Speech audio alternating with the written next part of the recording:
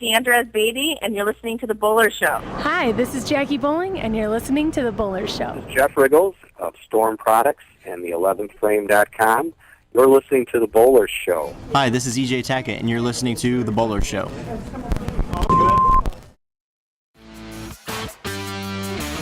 Welcome to The Bowler Show, featuring interviews with the biggest names in bowling today. Tonight, we're joined by former Pro Shop manager at the National Bowling Stadium and current Storm Booth operator Mark Anderson, world-renowned bowling coach Bill Hall, PBA Hall of Famer Amleto Monacelli, with recurring guest to update us on the Open Championships, USBC Public Relations Director Matt Cannizzaro. And now your hosts, David the Waz Waswo and myself, Luke Rosedal. All right, welcome one, welcome all to another exciting edition of The Bowler Show. My name is Dave Waswo. I will be your host for the next, well, we'll say 2 hours. It could be a lot longer. We never know what we might end up doing here on the show. My co-host is Luke Rosedal. As usual, back in the corner there, Angel Rosedal is running the show. She is our producer and doing a great job. I'm not sure where we would be without her. But, Luke, we're kind of doing things here on the fly once again here. We're at Aaron's Family Fun Center in the Den, thanks to Mike Soroka for allowing us to have the show here. And I believe before we get into the show, you were bowling today, too. How'd that go today? It didn't go too bad. We were bowling the state tournament in Olathe here the last couple days, and really it didn't go too bad. It could have gone a lot better, but it didn't go great for a whole lot of people. So seemed to be kind of a common theme. Well, we've got 4 guests today, so we're going to dive right in. We've got some guys so we can spend a little bit of extra time this week. We won't be having 8 guests on the show like we had the first show. It's a little easier to manage there. Turned into a 3-hour, I won't say debacle because it was a lot of fun getting everybody on. So, but anyway, after our first guest, we're going to have Mark Anderson on from the Storm Booth. And Mark's got a few surprises. He's got some stuff up his sleeve. He's going to be bringing on some celebrities, and we'll just leave it at that because we don't even know exactly who it is. So Mark's going to surprise us. He's going to talk about everything that's going on out at USBC and everything that's working as far as bowling equipment at the USBC Nationals. And then about 7 o'clock, we're going to bring in Bill Hall. A lot of you guys know Bill, of course, was on the truck back in the 80s when I bowled. And Bill and I could probably talk for quite a while about some old war stories. But we'll check in with Bill, see what he's doing nowadays. And we'll wax poetic about the thrilling days of yesteryear. And then we're going to move Mr. Matt Cannizzaro a little bit back today, probably about 7:40. We'll bring in Matt, and he's going to get us up to date on everything that's going on at the USBC Open Championships. But without further ado, let's go ahead and bring in our first guest. You guys know him very well. He was bowling a lot when I bowled back in the 80s. He's got a few more titles than me. He's a multi-time PBA titleist. He's got a book out called Dream, Believe, and Do It. And he's just all over the bowling world. Even after all these years, he has decided he would come on the show with me. Let's go ahead and bring him on. His name is Amleto Monacelli. Amleto, welcome to the Bowler Show.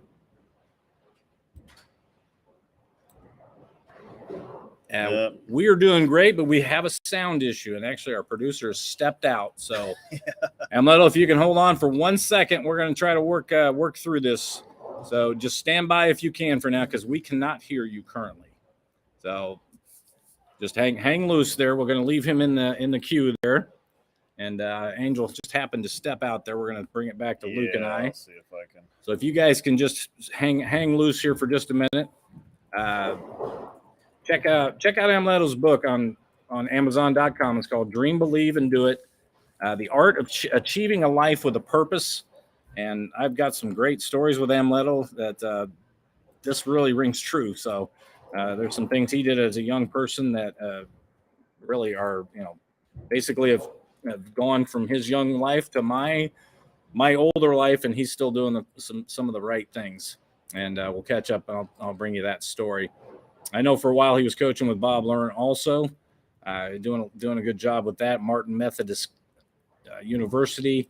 So we'll check in with him on that as we work through our stuff. As we said, Mark Anderson at 625-ish is going to hopefully have a few tricks up his sleeve. We'll throw a couple out there for you. Donna Connors, Carol Norman, maybe checking in with us.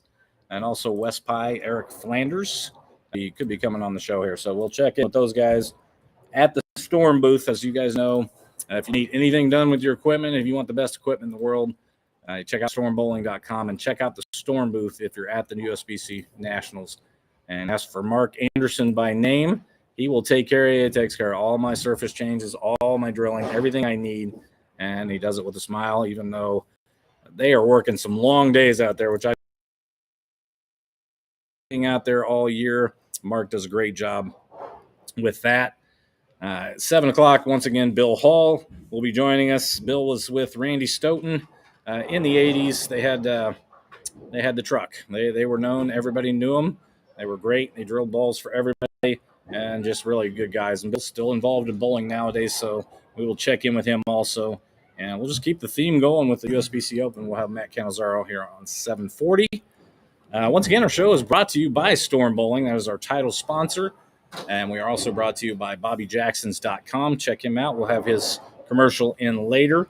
Luke and I are also sponsored by Turbo, Coolwick, SRGBBFS, which I'm reading off the sheet this week. And Luke, did I miss anybody in our sponsor group there? Bowler's Mart, possibly, perhaps, perchance. Bowler's Mart, Cliff Barnes, great guy in the bowling world. Yeah. Appreciate everything that they do for your bowling endeavors. Next week we're gonna have Mike Jasnow on. We're gonna check in with Mike and his endeavors with lessons before the tournament. And Luke, do we want to give Amleto another shot? Yeah, let's give it another chance here and see if we got the settings right. All right, round 2, Amleto, can you hear us? And now I don't believe he can hear us. Yeah. All right, stand by once again. Hi, David and Luke. There the audio is very bad. I cannot understand anything. Okay. I'm going to have to re-enter or something. Okay, can you hear me? Can you Do hear the introduction, us now? everything was great, but then when you guys started talking, I couldn't understand anything. Okay. All right, are you good to go now? Can you hear us? I don't believe. I believe what's on the other side now. So stand by once again. At least we can hear him. We can hear him now. That's actually more important. Well, and all this stuff, I mean, the audio may not be playing through his earbuds or whatever. So okay. That may be the issue like we had with Kevin Williams last week, possibly. Yeah, because he had the earbuds in too. So that gets tricky having because I know that whenever I go to use my microphone, it wants to also play sound through the microphone for some reason. So it just kind of defaults to whatever it wants to default to. All right, we will wave frantically at Angel behind the glass and see if she can get in contact with him. Maybe he can take the earbuds out. Yeah, I think he's popping in and out to see if he can. Here he is. Round 3, take 3. Bowler Show episode number 4, starting off with a bang. Started off episode 1 with a real bang with Belmo, and now we're a little issue here, but we will work our way through it. I'm a veteran of the radio days, so hopefully we can get connected here. Amleto, at any time you can hear us, let us know. And actually, he's gone to dark mode. Yeah, I think he's trying to figure out his settings. Like I said, some of this stuff can get kind of tricky. Yeah, he said he took out the earbuds and it still didn't work. Okay. He might have to turn up the sound on his phone or. All right, I'll take back over here with some of the stuff we're talking about. Once again, April 3rd, we're gonna have Mike Jasnow on the show. Mike will be at the Orleans, I believe, this year, doing lessons as he does all the time. I've still got my thumb drive somewhere from the lessons he gave me about 3 years ago, so hopefully I can punch that in before I go to USBC Nationals and work on my game. But Mike does a great job. Just check him out on Facebook. Yeah, it's kind of funny. You heard everything during the introduction, so yeah, I'd imagine that. Well, yeah, I don't know why you can't hear us now. We will give it another shot here momentarily. Luke and Angel, you keep working on that, and I'll talk a little bit about our tournament today. Here, we almost were able to. Again, we can always FaceTime him too and do the whole. That's another way around it here. Kevin Williams trick from last week. So that's a trick that I had not learned. I had actually done the audio like that before. Yeah. Never thought about the video, so let's see if we can get him on FaceTime, and we'll just do it the same way we did last time, if he can't hear. Okay, one more time. He is back in the queue here, and he's back up. Amleto, can you hear us? And he can't even hear us currently, so let's try the old FaceTime route. So, Angel, you want to shoot him a text, let him know we're FaceTime, or actually Luke is getting in just to do it? So I'll get my. we got Kevin Williams first on this, and now we're going to try Amleto. We're going to just FaceTime him, which is even more personal. So yeah, let me see. Okay, we'll give that a shot. We'll get him on. Hang loose, folks. This is what happens in the days of technology nowadays. So all right. How about that? Can you hear us now? Yeah, I can. All right. Okay, we're gonna FaceTime you and then give up on the restream stuff. So, Amleto, welcome to the show, sir. Thank you, Luke and David. All right, we appreciate you hanging through the troubles here. We've gone trouble free for 3 shows until the last interview last week with Kevin Williams, which we had to do this way. So probably something with the earbuds, who knows? But we got plenty of time. We're gonna use all the time we can here for you. So you just hang in there. First and foremost, take a moment before we start and just get people up to date on what you're doing in the bowling world nowadays. Well, right now I just started a new job here in Lakeland, Florida, with the Maple Lanes centers. They have 5 centers in the whole United States. 2 are located here in Florida, Clearwater and Lakeland, and 3 in New York with the La Spina family. It's a new job. It's called a skill improvement program, which I'm the director of it, and it's trying to get people involved in more about coaching. And most of the people, they just want to bowl, but I'm sure most of the people want to get better. We just installed the Spectro, Torch, and all the training tools in all the 5 centers. And I'll tell you what, I never expected to have so many people, but it's very exciting. And the most exciting part is when you see those people getting better, they can't get enough. All right, take a moment. Are you still coaching with Bob Learn? Are you still involved with him in the coaching world? No, I was done with that last year around May. Was my last. I didn't work out. I didn't like too much the weather, and then I didn't like too much the politics involved in the coaching. College, and so it worked out great. I'm here now, and I'm really, really happy to be back in Florida and doing what I'm doing. I own my time, my space. I own everything. I don't have to listen to anybody telling me things what to do and what not to do. Except my boss, who is a great boss. He's a great proprietor. Is one of the proprietors, or a very few that I know that really loves bowling with passion and to get cares for the bowlers and care for the entertainment and basically try to please all the clientele.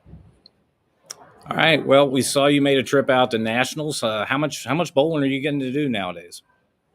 A lot, actually, because I'm in the bowling center. About 5-6 hours a day, and I always get a time because between one of the other group of people or 2 people or 1 people that I'm waiting for to work with them, I have a few times to practice. And I got, the availability of the lanes anytime I want to practice. So I'm bowling a lot, actually. Well, that's good to hear. I know competitively, as far as the PBA Tour and the PBA 50 Tour, you're not doing anything there, right? Are you retired from that? No. I'm bowling the Senior Tour. I bowled the TOC this year. I always try to bowl at least 1 or 2 tournaments with the kids. In the Senior Tour, basically, I bowl at least 90% of the tournaments. So I'm very, very competitive still. Okay, let's talk about the book. What inspired you to write the book, Dream, Believe It, and Do It? Yes, this idea actually didn't come from me. It came from many friends in the last 10 years telling me, people who are very close to me, and they know my life story. They know what it took to come here, coming from another country, and all the battles that I need to confront during that time. And basically, they told me it is a nice story, and I think people need to know because, in this country, everything they wanted fast and easy. And my story wasn't fast and easy. As you know, David, I was probably like the first foreigner actually to compete full time on the tour. Together later I came out in 82, and then 83, I believe Matt Carson came out, and he bowled for a few years full time, and then he retired. But, the battles that I had to confront, immigration problems, trying to make them understand what I was doing in the U.S., and because they were thinking that I was working with no permission, or so many things that I had to go through that today most of the bowlers that come from overseas, they don't have that problem. And I tell a few of them, like Jason Belmonte and a few guys, I tell them, I just came early on the tour to cut the grass for you so you can walk through it with no problem. And that's exactly what I did. So the book is very motivational, inspirational, and for the people that read it already, they said, I read it, I'm already retired, but I have reading your book, I'm looking for a new dream to make it, come true. And that's exactly the idea. Those kids out there that want to come and be a professional bowler, this book is going to help them to understand that it's a process, and the process needs to be enjoyable. It cannot be frustrated, because like I tell most of the students, I say, frustration is the anxiety when you want things quick, and nothing in life is quick. It's a process, and try to find the enjoyment, and try to find what did you learn this day, what exactly you learned, and be happy about that process, and make sure, let's say, short-term goals instead of making a long-term goal. So this is about what is the book about. All right, take a moment and tell the people where they can find your book. Well, very soon. Right now, you can get it on Amazon, but very soon, most of the let's say the distributors, they will have it. Ace Mitchell will have it, and a few others in the near future, because I'm getting a company from Colombia, South America, to write a book, because they do a much better job, and it's very nice, and the quality of the book is different, and this is what I wanted, because I want something special. All right, we're going to transfer the phone here so Luke can get his arm back. We're speaking to PBA multi-time titleist Amleto Monacelli here on the Bowler Show.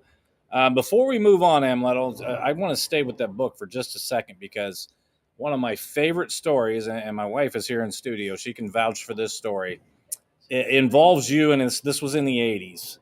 And this was at the 1988 King Louis Open, where you had made the top 24. It was my first national tournament, and I was in my hometown, and I made the top 24. And I've told this story many times, and I'm not ashamed to tell it, but we had finished, I'd qualified ninth. We made the match play, you and I both, and we got done, and I was just getting with my wife for the first time in 35 years. Apparently, she's laughing in the studio here, but after the night block, which back then the Thursday night was the first part of the match play, the first 8 games, and we got done, and we realized, hey, we didn't have any food at home, so I said, hey, let's go to the store. I know this is a long story for the people listening in, but bear with me, it gets better. And we went in there, and I got chips and Ho-Hos and Mountain Dew and every kind of bad thing you could possibly get. I get in the line, and who comes up behind me other than Amleto Monacelli with a basket of fruit and some vegetables. And to this day, I still remember that. I'm sure you don't remember that, but I do. And it reminded me of the book and the stuff you do and you're talking about in the book, as far as how things translate from a young age and doing the right things, which you were doing and I wasn't. And to this day, you're still keeping yourself fit. I remember you running up and down hotel hallways to keep fit, at 6 a.m. And I can't say that I did the exact same thing. So that story rings true to me. And I just wanted to share that with you, because I'm sure you don't necessarily remember that, but it really personifies kind of what you're talking about in the book. Yes. When you say that story, I don't remember, of course. bowled so many times. I don't know how many times you bowled, but I definitely remember your name. Oh, wow. And when I saw you, I remember your face. Even though we get older and we change a lot. Yes, since I was a very young kid, I was very, let's say, determined. When something came up to my mind, I was determined to do it. I wasn't one of those that say, "Well, I'll start tomorrow." No, there was no tomorrow. It's now, and that's why I did it. At the age of 14 years old, a lot of people don't know I was 200 pounds, Oh, wow. 5'2", very, very fat. I was 38 size pants. And from one day to another, I hear my uncle, not my uncle, it's a friend of my dad, telling my dad that, listen, it's your fault that this kid is like that. But they didn't know I was there and I was listening. And he said, if you don't take care of this right now, he's going to have diabetes at age 25. So immediately, in my mind, my diabetes, I don't know what diabetes was, but I got very worried. I'm sure it was like a bad disease. And I asked another friend, he said, yeah, it's a very bad disease. You had to watch it. And the next day, without my dad knowing, I tell him, Dad, I want to go to a nutritionist and train and start training and all that stuff out of the blue. And since that day, it started. We went to a nutritionist, and from that was like done deal. I got done with the bad food just like that. And of course, a couple of times I had the temptation and I made that mistake to fall on it again. But then the next day, on the track again. And for me, was the most important of that is that you never give up. You always try to get up every time you fall, because we're gonna fall. But the idea is to get up every time you fall. So if I made a mistake one day and I didn't eat the right things, I knew the next day I'm gonna, go back to my good habits. All right. People know you obviously as a PBA bowler, especially back in the 80s and 90s when I was not winning titles and you were winning titles. Take us back to one of your favorite moments on tour that you remember. Well, there are so many special moments, but one that I recall a lot is the one when I won my first PBA title in Las Vegas. And that was my second title, because my first one was in Japan the year prior to that, 1987. And then I had to bowl against my idol, which is Mart, and God have him, he rests in peace right now. It was a very sad moment when I knew that he died, because for me he was my inspiration to become and throw the ball like him, and I was just in love with the crank part of his game, and I wanted to emulate that, and that's what I practiced and get VCR tapes from my friends that flew to the USA and get it taped, through ABC Sports on Saturday afternoon, and I watch him and practice. And so for me, bowling against him and beating him in a very, very, very hard condition. The average on that show was 187. Oh, wow. And I meant to say, I said I had to change here because the lanes were really different. If you get a chance, actually in the book, you have a QR that you can, I tell the story and you can go on it and you see what I did. And I threw the ball really hard and straight, because trying to hook it the way I did it, it didn't work. So I just said, let's try to the pocket and pick up the spares. And I won that way. So that's the things that, the character that I had to build according to all the things that I had to confront during my, early bowling experience. All right. I'm going to turn it over to my co-host Luke, and he's got a couple of questions for you. Yeah, there's been a lot of changes to the game of bowling throughout your career. And what are some of the things that you can think that either worked well for your game, or some changes that you liked, and what are some things that maybe didn't work so well or that you didn't like so much? Well, the changes, it's a new step for you to grow. As a bowler, and that's what I encourage people when they bowl, is that you have to be a growth mindset. You cannot be a fixed mindset. if you want to grow, you always will learn. As of right now here, every time I step on the lane, I'm learning something. I'm trying to learn something because the game is evolving every day. It's changing all the time. And especially for me, the most difficult moment was when they started making the reactive balls. I was doing something very special with the urethane balls that nobody could. I make that ball pretty much like do whatever I wanted. And the ball just stopped in the pocket. It didn't go through it. And nobody could get a hook that I did. And when the resin balls came out, now all of a sudden these special things that I had is inside this box that you get in a brush shop with the bowling ball. And for me to change and try to understand, I couldn't hit up on the ball anymore like I used to. I had to be more like a softer release. It took me very well 4 years. And then it took me even longer to understand about the cover stock and the core, because everything was physical. Everything I did was physical.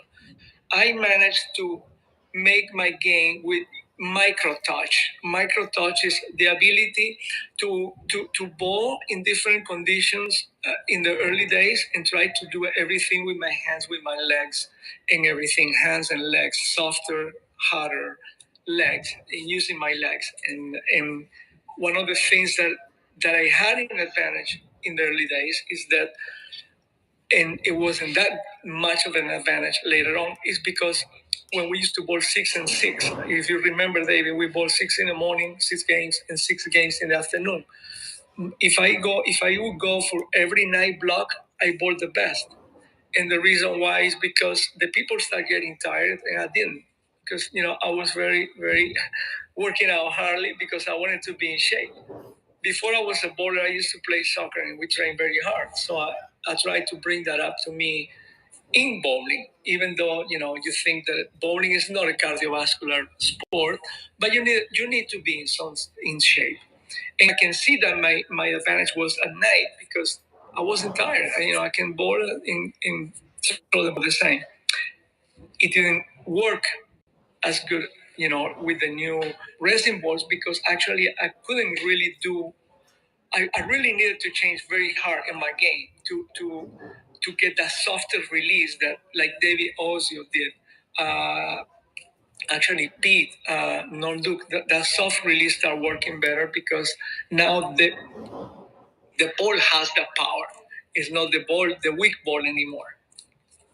Yeah, the game has changed for certain. So, especially for me at the same time, a lot of the wood lanes were going over to synthetics, and that changed everything along with the resin balls. So, all that together for a lot of people, it opened up some avenues for people, and then it actually hurt a few bowlers. So, Yes. All right, Amleto, I really appreciate you staying through our opening glitches there. I know we had some issues with our software, and then sometimes that happens in the technological world. But before I let you go, I just want to give you a personal message. You were always great when I was on tour. There was a lot of guys who were good, and there was a lot of guys who were nice some of the time. But you were always nice to me, and I was basically a nobody at the time. And I enjoyed my time out there. I was only I bowled half the year, but you were. I never saw you treat any fan or anybody bad, and I've always remembered that. Besides the other story we talked about early. Yes. Well, thank you, David. I really appreciate saying that to me. That means a lot.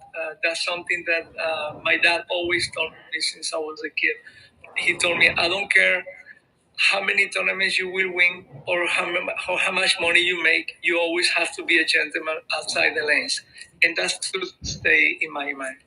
Well, you were a gentleman on and off the lanes, and not everybody in the bowling world is. So we are going to go ahead and let you go. I appreciate you spending some time here and catching up with us. One more time before we let you go, how can people get your book, and what's the name of it again? The book is called Dream, Believe, and Do It. And you can get it through Amazon. You can actually get it right now. The only thing is not as nice as the one that is going to come out in a couple of weeks. Actually, end of May, the distributor will have it in the warehouse.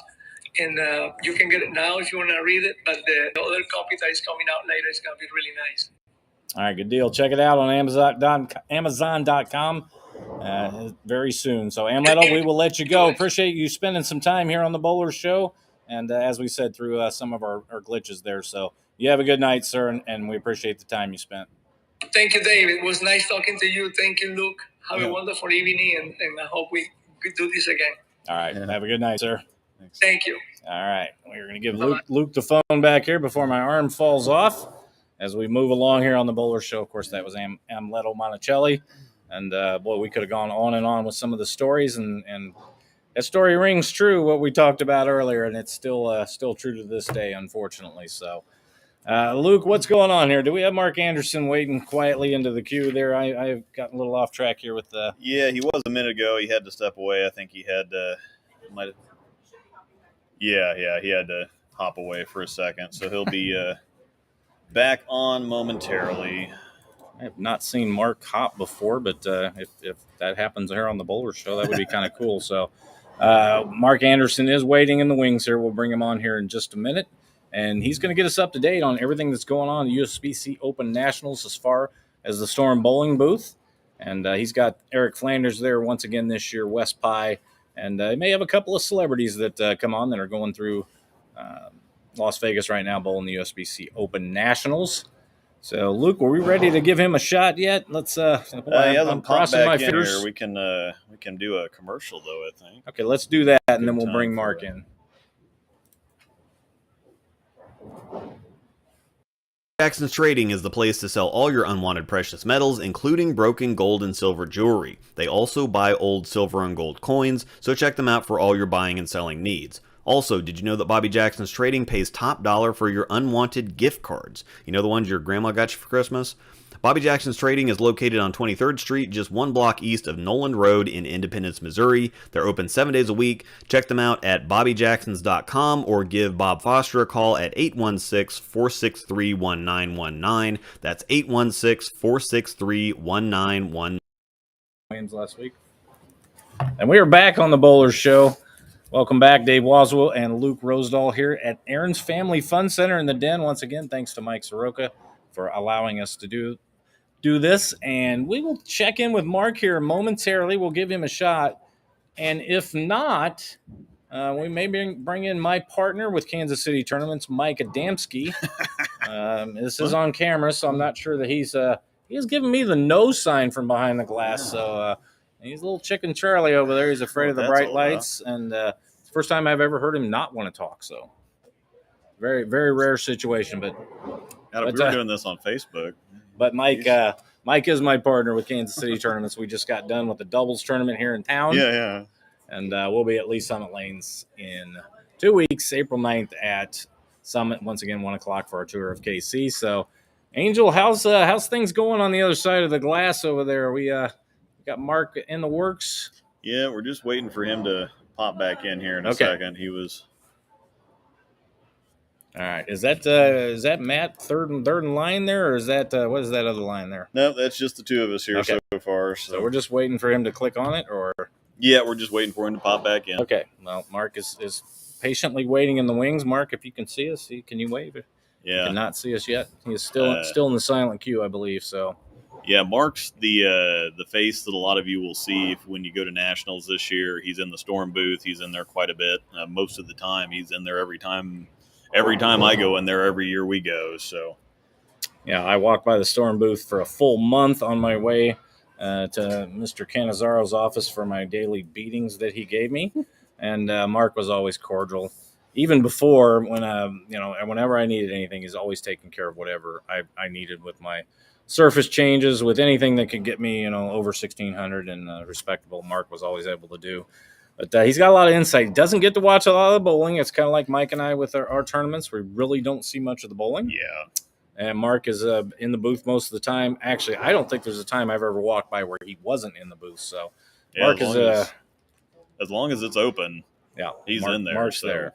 And they're there for 4 months this year. So he's the hardest working man in show business, as they say. So hopefully we can get Mark on here in just a minute. Do we want to just whack him out and maybe bring him back in, or I have no idea how to do this, Luke, because we happen to we were flawless for 3 weeks, and now all of a sudden our stuff is either on our end or their end. I'm not sure yet.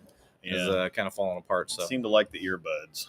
Is that kind of what the issue is right now? It seems to be. Okay. We're 2 for 2 on tech issues with the earbuds. So. I got a lot of good questions ready for Mark, and hopefully he's got some good guests. So if you guys can just hang loose, we got anything going on in the chat, Angel? Is there anything, any questions, any good stuff in there? We can take a couple of questions now. Actually, I'm not sure we want to look at the chat. Luke is taking a peek, and is it good right now? No, it says you guys might want to start setting up a phone tripod to hold the phone. So my arm was shaking. I'm not gonna lie. Yeah. So when we had Belmo on the first week, and he was saying, this thing's a whole lot heavier than it seems like it is for 20 minutes, and it's a. And of course, everybody was saying just hold it with 2 hands, so that you knew that was coming. But to us, But anyway, the show's going a little less than perfect right now. Any good questions, or just people in there kind of milling around and making fun of our software? No, everybody did like the interview, and I think that's at least the good thing is that even if we do have the tech issues, we can kind of work through them. And somebody like Amleto, he's going to be a great guest, no matter whether we can get them on FaceTime or whether they're in bad reception and we have to just give them a phone call and hold that up to here. I mean, do we want to get to that point with Mark as we move along here? We're approaching the 6:40 mark coming up here in a little bit, so I'm going to let you guys decide. And Bill Hall is already in the queue right now. So, what do you think, panel? Do we bring in Mark through FaceTime, or do we? Okay, he's showing in here, but that's just in the silent mode, right? No, I'm looking at 2 different ones there. Yeah. Okay. So. All right, let's try to contact Mark through FaceTime, and let's just do that again. And Bill is hanging out in the silent queue. You guys know Bill. He'll be on here at 7 or maybe just a smidge after, depending on how things are going here.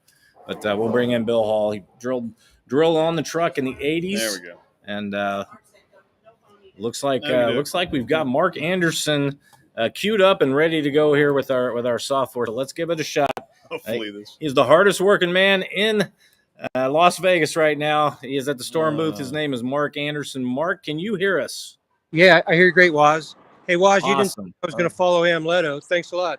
Yeah. Well, you could have followed Belmo the first week. That would have been even trickier. So I appreciate you hanging through some of the glitches there. And it looks like we're good to go. So you're right there, right in front of the Storm booth right now. Is that correct? Yeah, absolutely, Waz. Hey, Waz, I did line up a few celebrities for your audience to get to meet and talk to a little bit also. Okay. I will let you kind of direct that when they need to come in. Okay. You let me know. We can start with you, or we can start with any of the group you got there. Hey, start with me, and the first guy I'd like to lead in is Wes Pye, actually from Storm Products here. He's their business development president. Okay, let's talk Usbc Open Nationals right now. Let's get right into it. What pieces are you selling out there? Not to give away too much information, but we share our knowledge along with the business part of it too. During team event, solid symmetricals have been spectacular. Phase 2. And actually a couple of the ASIMs with a little scuff. Dark Code's been great. We've seen the Phase 3 with a light scuff. And all these years still, IQ Tours are still showing up a little bit. And as we get to the doubles and singles, without giving away all the info, the run looks maybe a touch longer and maybe a hair more volume. Some stronger ASIMs are big balls, the Gem, the Nova. And man, the one I probably like the most out of there is the Proton. Now, describe the difference between the Gem and the Proton. Why is that possibly a better look right now? For me, and from what I've seen, the Proton is maybe not quite as it doesn't get quite as forward as the Gem. Just from what I see, that Gem could be the strongest ball in the SPI line right now. And just a little side note, Luke's favorite ball is the proton physics, actually. So Yep. that may or may not be true currently, but if it works out there, he will definitely use it. If you showed up here with a few protons, you would not be disappointed. Okay, let's take it from square one. Let's say I'm Joe Amateur. I'm coming out for the first time, and I walk into the storm booth and say, "Hey, what should I do on the lanes?" Just a general idea. Obviously, you won't get into patterns or anything, but what would you tell a guy for the first time out there? What advice would you give? First time, I would tell him to try to have fun and try to keep the ball in play and make your spares. And when I say in play, even though the patterns have changed, they change them every year, but still most guys start out in that 7 to 13 range is where almost everybody starts. Obviously, the big bangers are going to be inside of that a lot, but most guys starting out, especially if you have a team that you're looking to do well as a team, you want to try to stay in that area as long as you can. Before you blow that whole middle wide open like it has this year so far and always will.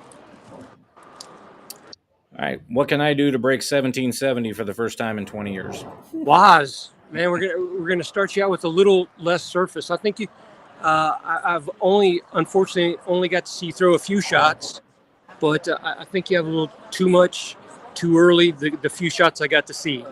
That's spot on. That is spot on. Yeah. Yeah, that's my nationals in a nutshell. And then the more that I try to get it through the fronts, the worse it gets. So, yep. Before we bring any guests on, I'm going to bring Luke on here real quick, and he's going to ask you a question or two. Sure, absolutely.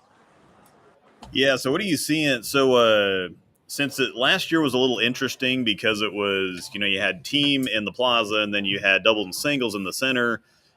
Team was a little, or I guess the general consensus is that the patterns were a little softer last year because you only had one team or a couple, like there was only 5 people bowling team on the pair rather than 10 like it usually is.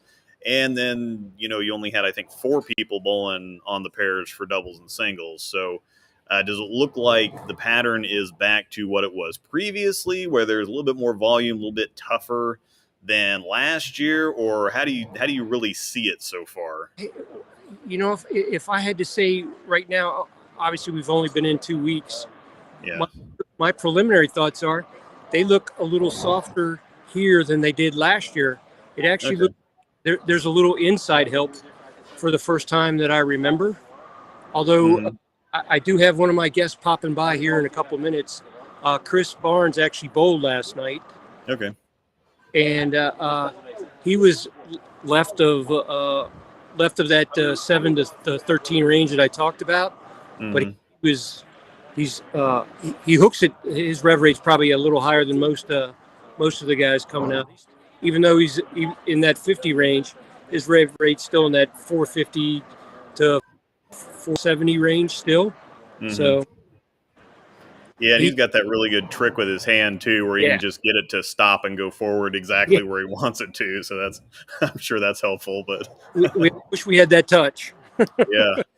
So now the other thing is that urethane is generally a hot topic for team. Everybody wants to know: can I throw reactive? Do I need to throw urethane? What are you seeing so far as how much urethane usage? Is it looking good, or would it be better to try and stick with reactive if people can?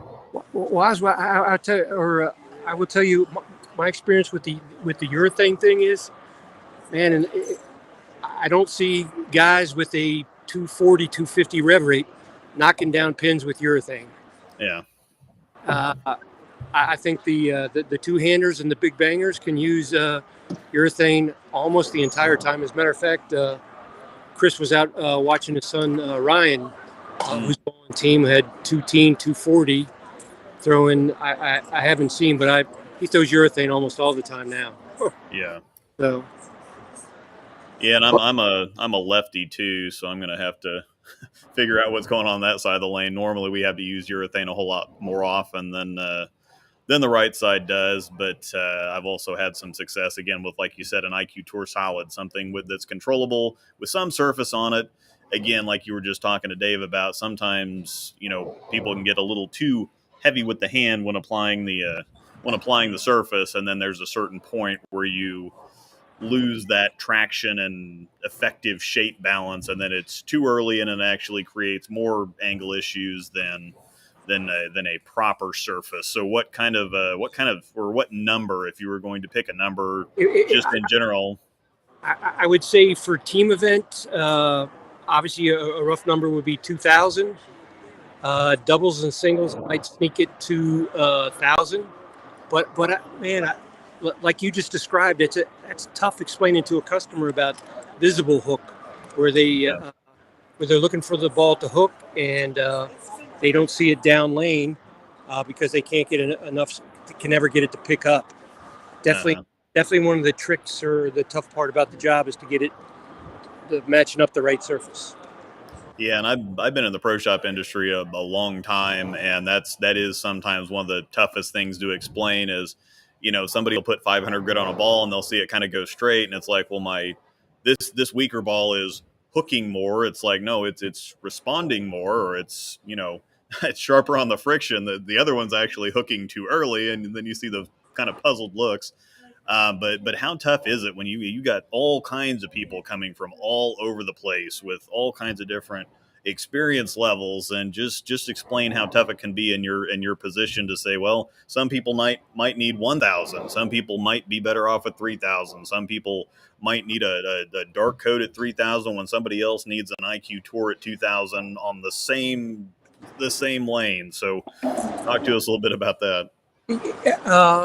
When we talk about tough too, I say it often that the best part of my job is the worst part, is that dealing with the public. If you have some shop business, there's some guys that are going to be a little tough on you, no matter if you just dead nut it the first time, or the other guy that's happy no matter what you do, and he just has a great time. And when we talk about the skill level here too. People think because they're coming to the national tournament that they're all bowling Chris Barnes or Belmo the whole time. Man, I get the guy from Idaho and Iowa that I'm his pro shop guy. I've been here for 23 years. The guy doesn't buy a ball except once a year when he comes through the tournament. Yeah, I know those too. That is the big plus about working here at the national tournament. All right, we're speaking with Mark Anderson, Storm Booth Manager. We'll call you the manager. I'm not sure what your actual title is. That sounds good. But enough about Mark Anderson. Let's get some dignitaries out there that are coming through. You've got one waiting in the wings here. Hey, I think I lost Wes. Wes is working, but I'm going to bring Donna Connor and Carol Norman in real quick. Donna runs the Lucy mixed doubles tournament in Houston. All right, let's bring her in when you're ready. We're ready to go. And there's Donna right there. Donna, how you doing? Welcome to the Bowler Show, and Carol Norman in the background.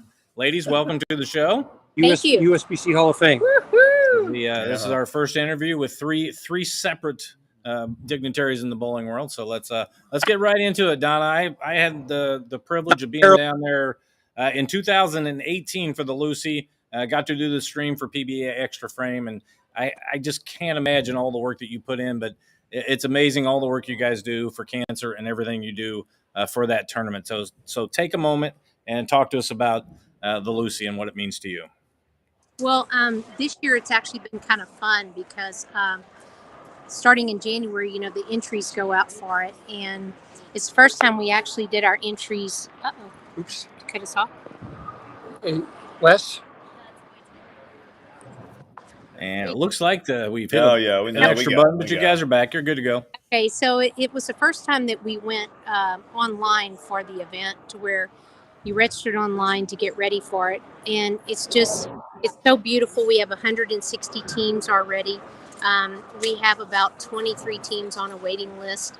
And the Saturday night Pro-Am is already sold out, and Friday night is on the way to being sold out. So we've been very blessed to have such a great amount of people that have had so much fun bowling the event, and our sponsors have been so great, and having Storm as a sponsor has just been the greatest thing ever. And we have so many sponsors now that have come into the event to help and keep reaching out, and we've been able to help a lot of people. So we're very grateful for everybody that helps get this event, rolling.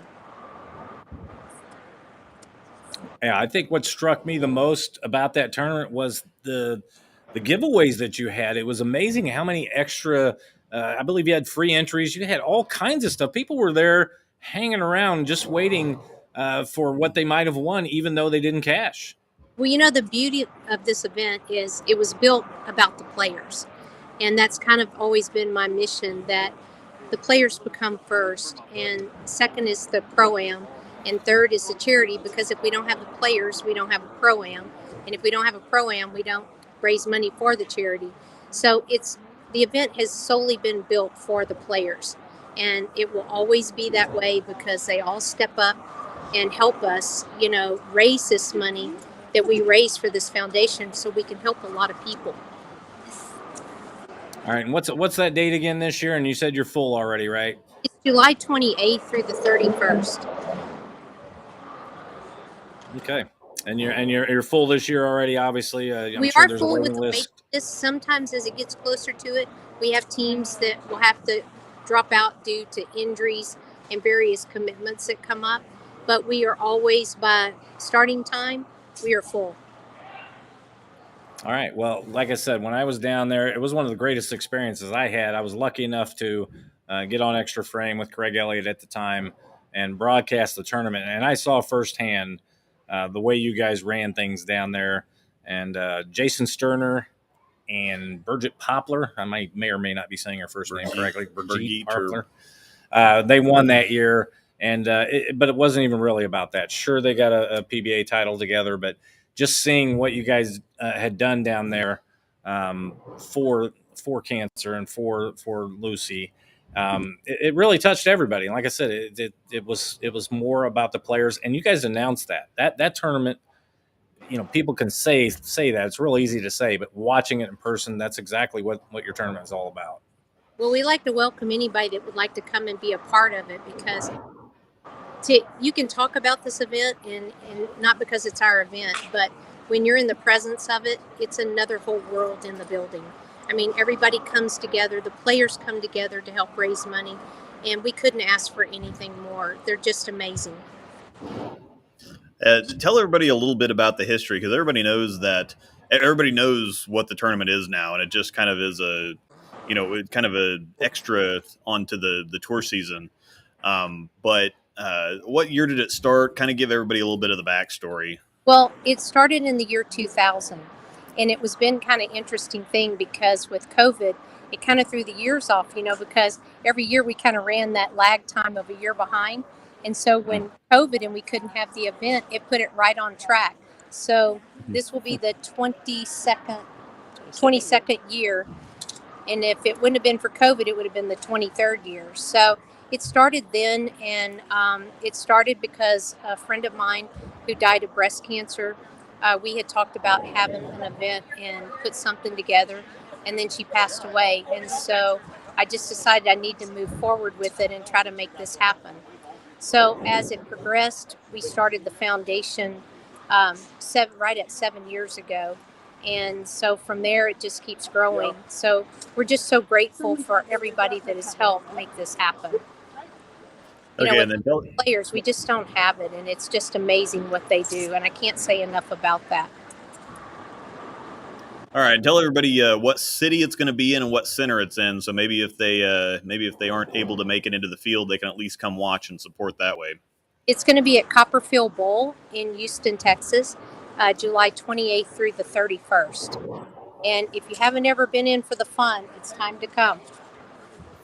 Marky. All right, Donna. It was great catching up with you. We want to get Carol in here also. Okay. So once again, thanks for everything that you do for the Lucy. You do a great job down there. Talk to my guy. All right. Hello. Entrant number 3 in the Mark Anderson Parade of Bowling Stars here. Carol, welcome to the show. Hello. I'm sorry I can't hear you at the background noise. All right. Stand by for 1 second. Can you hear us now? Oh yeah, we just need to talk louder because I'm sure it's pretty loud in there. Yes. All right. All right, Carol, first of all, catch everybody up with what's going on in your bowling endeavors right now. Catch everybody up on what's going on. Actually, the pro shop, we're staying very busy there. selling lots of Storm bowling balls. We're here checking everything out in the Storm booth and supporting our guys here and just having a good time. All right. And what are you doing in Vegas right now? Other than that, are you getting ready to hit the lanes? No, I'm not. I'm actually now. My knees are a little tough after years and years of bowling, so now I do a lot of work helping Donna with the foundation and supporting her. And like I said, just continuing to do my work in the pro shop and teaching people how to bowl and getting them excited about bowling. All right. We talked earlier with Amleto Monacelli, and we talked about some of his favorite moments on tour. Take a moment and talk about one of your favorite moments. Some of my favorite moments on tour? Well, the first TV show I ever made was in Tempe, Arizona. I bowled against Robin Romeo. I was leading qualifier, and I went double, spare double. She goes open, open, open, and I'll give you a tip. I didn't win 2 years later. She went off the sheet, 9 in a row, beat me 236 to 219. And nowadays she's winning senior queens titles right and left, so she's still doing well. Yes, that was one of my probably one of my best learning experiences ever. I can imagine. All right, we are speaking with Carol Norman, USBC Hall of Famer. Carol, I'm going to turn it over to my co-host here, Luke, and he's going to toss a question or two out to you. Okay.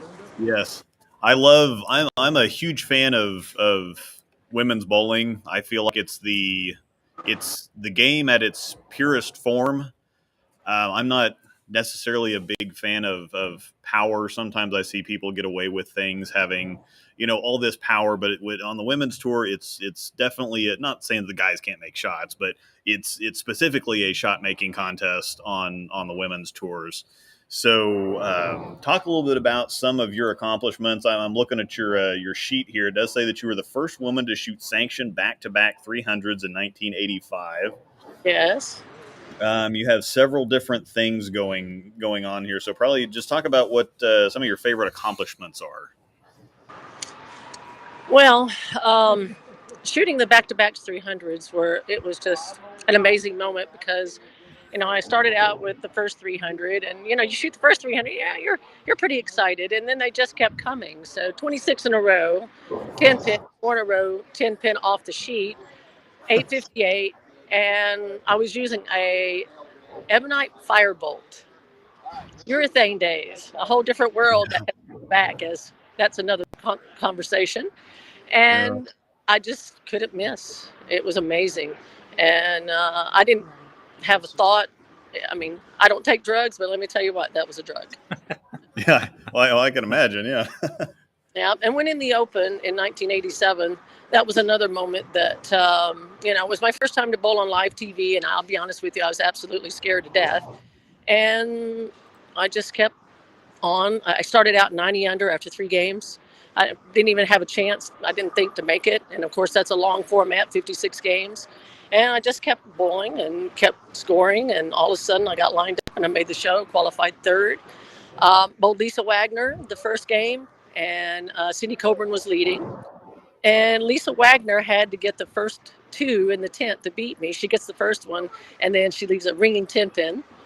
And so I win that match, and then I go into the championship match, and Cindy Coburn Carroll was bowling. And believe it or not, I didn't even have to bowl the 10th frame. It was mine. It was awesome. It's hard to believe it's been almost 40 years ago. Yeah, that's kind of weird. It doesn't seem like it's been that long, or it doesn't sound like it's been that long ago. You say 1987. It doesn't. I mean, were you born? Were you? Yeah, born? Yeah. I was born in 81. So. Oh, well. Yeah. Okay. Just checking. That's yeah. Time flies when you're having fun, and the time is flying here on the Bowler Show. So, Carol, let's let Mark sneak back in there. We appreciate the time that you spent with us here on the Bowler Show. Thanks. All right, Mark. Now that the cavalcade of stars is over, we'll get back to the ringleader here. Mark, you got anything else here before we let you go? What's hopping out there? Waz, man, I'm telling you, things are going great here. Waz, could I squeeze one more person in for like 30 seconds? Absolutely. Oh, yeah. We can go longer. Yeah. A little longer. It depends on who it is. Now, if it's Wes Pye, we're not going to allow Wes on very long. Well, all right. It's good seeing you guys. He's the VP of Business Development at SPI and easily one of the good guys. And little known fact, Wes was my roommate 35 years ago when we worked for another ball company. All right. Well, since Wes could terminate my Storm contract at any moment, let's bring him on. So, Wes, Let's set up a little straighter here, I think. Wes, talk to us how you've gotten to this point in your career. We know, I believe you did some stuff with Dexter also, but talk a little bit about how you've moved up in the company at Storm. Well, I tell you, I've been very fortunate. Started bowling young age, been able to bowl high school, college, got out to the tour, been in the bowling business as a proprietor, worked for two manufacturers. It's been a great ride. I've been privileged to do it. I've been with Storm for almost 25 years now, since '97. Another little known fact: Pete Weber and I both joined Storm on January 10th, '97. It's been great for both of us. Great relationships, a bunch of great people. I'm privileged here to come work with my buddy Mark, kind of get back to my roots in the pro shop business here at the Open Championship, and inviting everybody to come on out, come visit us, having a good time out here. All right. Well, I got a chance to talk to you a little bit last year at the USBC Open Championships. I believe you're bowling with Tyler Jensen, and we'll just say you guys were having a really good time out there on the lanes. You had a lot of fun. I don't even remember the scores, but it was good to catch up with you. Not sure how much you actually remembered of me back on tour when you and I were grinding out while Pete was winning, but it was good to catch up with you. It was great to see you too. Hey, hope to see you when you come out this year. All right. Sounds good, Wes. Appreciate the time. I know we didn't have a whole lot of time here for you, but you're working hard. Mark's working hard. And are we over our time, Waz? I'm sorry. We have no FCC regulations. There's no radio stuff here, so we can kind of do what we want, but we do probably need to let you go. We've had Bill Hall in the queue. I'm going to hog the mic away from all those celebrities back again.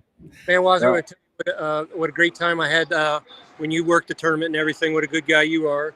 That maybe the people don't get to find out just by seeing you on the show. And I urge everybody when they see Waz walking around to walk up to him and talk to him about how bad the Kansas City Royals are and the Superior Baltimore Orioles are about to put a beat on them. Yeah. Hey, Waz, champions. Mark and I got one question. No, go ahead. You're breaking up just a little, just to let you know. You're breaking up just a touch too. Waz, Okay. do you know that Max Scherzer makes more money than your team and my team, the entire team put together? He makes more a year? I do believe that. I do believe that that is definitely true. And Mark was referring a little earlier to the Baltimore Orioles and the Royals. Oh, we're gonna have to drag this out a little longer. Bill Hull, if you can hang in the queue for just a few more minutes. We've had Ryan Barnes bowling here in some of our tournaments in town, and we've got the better half of Beef and Barnesy here on the show. Chris, welcome to the Bowler Show. Ryan Barnes' dad. That's right. Yeah. And Linda Barnes' husband. Allegedly. Did I just completely butcher that? I'm on day-to-day staff, so you know. Okay, as long as Luke can take that out of the show later. So, Chris, welcome to the Bowler Show anyway. Well, thanks. I appreciate it. All right. Are you getting what are you doing? I know the Masters is in town, of course. Is that is that why you're visiting Mark right now? We bowled team event last night. We had 31-20. Not bad. A little throw together group and kind of grinded through. And I shot 210, 2-0, 250. And Ryan just got through bowling team, and he went 230, 2-team, 250. And we're getting ready to bowl doubles and singles here in a minute. So. Oh, okay. All right. Before we let you go, tell us a little bit about the show you made just recently. Well, it's kind of fun to be on a run. I've been talking to some guys, and a few people have suggested that maybe I make some changes. But, I haven't really made a major grip change in about 30 years. And so I relied on my unfair advantages and the experts I have. And I got about an eighth longer, a quarter more away in the fingers, a quarter away in the thumb, and all of a sudden I clear the ball again. And had a top 24 in Lubbock, and then last week I had a day on Thursday that I haven't had in quite a while, where I kind of separated away from the guys on tour and just 500 over for about 12 games, and that about 12 games in 4 frames, it looked pretty good, and then it didn't. So It's still fun though. it was fun. I had a little swag going on for a little bit. It was it's been a while. Yeah, urethane. I got caught a little bit best strategy to try and win the show, but I've been throwing urethane for a game or two and then switching out, and I decided to just start with it. And turned out to be the wrong choice. Now, how difficult is it to change something when you've had such a long career, you've been so successful doing what you do for so long? How difficult is it to finally make that decision and say, you know what, yeah, let's go on ahead and try something versus, yeah, well, I mean, Mark could probably tell us that, I guess. We had 3 conversations before Chris had, we talk about it all the time about it taking a village. Chris is definitely in the village thing where he talked to a few other guys, and finally one of my good friends, B. Smooth, said, Barney, you're not doing very good with what you're doing right now. Why don't you at least give it a shot? Yeah, I've been able to lean on "it's not broke, don't fix it" for a long time, and this year was, I think you could officially call it broke. It was ugly, and I was working through process as I always do, and I couldn't fix it. I couldn't figure out a way to fix it, and I guess I'm elated that a grip change was enough to get me where I feel like I can back playing again. So. All right, Chris, I know you're getting ready to bowl singles and doubles. Congratulations on making the show and representing us seniors so well. And we will let you go. We appreciate you coming on with Mark. Thanks for letting me hang out with you for a few minutes. You guys do a great job, Beef and Barnesy. Yeah. Hey, thanks. Woz, thanks. Hey, I had to bring Barnes in because I felt embarrassed after following Amleto on the show. They go, how's Mark Anderson? All right, Mark Anderson, Donna Connors, Carol Norman, Wes Pye, and then we wrapped it up with Chris Barnes. Mark, great job getting everybody together there, but we are running a little bit long, so we are going to have to let you go. We appreciate you staying on and the kind words, and you're one of the nice guys in bowling, not me. You're one of the guys that when people are out there, you take care of them. You always taken care of me, and I've always appreciated it. All right, guys. Hey, guys, thanks again. All right, have a good one. All right, bye. That is Mark Anderson, the Storm Booth manager. He is out in Las Vegas for all year long. Hardest working man, as we say, in Las Vegas. So, Luke, let's do this. Let's play a commercial real quick. I'm going to gather my thoughts, and we will be right back on the other side with Bill Hall. Bobby Jackson's Trading is the place to sell all your unwanted precious metals, including broken gold and silver jewelry. They also buy old silver and gold coins, so check them out for all your buying and selling needs. Also, did you know that Bobby Jackson's Trading pays top dollar for your unwanted gift cards? You know the ones your grandma got you for Christmas? Bobby Jackson's Trading is located on 23rd Street, just 1 block east of Noland Road in Independence, Missouri. They're open 7 days a week. Check them out at bobbyjacksons.com or give Bob Foster a call at 816-463-1919. That's 816-463-1919. All right, welcome back to the Bowler Show, sponsored by Storm Bowling. Luke Rosedal. Almost said Rostall. Was very close. Yeah, you got yourself. That'd have been my first hickey. I don't think Angel. Have you been keeping track of that behind the board? Angel is our producer. Have I said Rosedal every time, or have I thrown in a couple of Rostalls? I'm pretty sure. We might have to do it like we have like some people have swear jars or whatever else. We'll just have to figure out an amount that. Let's hope we don't have an jar. That's the next thing I'm. That'd be.